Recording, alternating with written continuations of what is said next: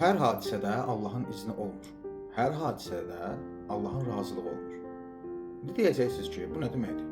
İzni nədir, razılığı nədir? Bəqərə surəsi 102-ci ayə. Onlar Allahın izni olmadan heç kəsə zərər vura bilməzlər. Bəli, demək, Allahın izni olmalıdır ki, zərər vura bilsinlər. Bunu anladıq. İndi izin nədir, razılıq nədir? İzin odur ki, yaradılmış bu kainatda Allahın yaratdığı bu gözəl quruluşda, nizamda, sistemdə bir şeylərin baş verməsi üçün Allahın izni olmalıdır. Yəni Allahın izni olur deyə bu baş verir. Bəli, bu sistemin quruluşudur. Çünki bunun arxa planda baş verən bir neçə mövzular var. Amma ən əsası Allahın razılığının olmasıdır. Razılıq nədir? Bu işi Allahın bəyənməsi, onu təsdiqləməsi və dəstəkləməsidir. İndi səncə bu baş verənlər, kimlərəsə pisliyin olunması, Allahın izni olsa da Allahın razılığı varmı?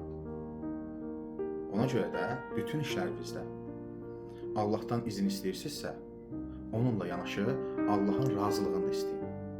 Qoyun o sizin gördüyünüz, elədiyiniz o işin razılığını versin. Bax, onda sən istədiklərinə çatacaqsın.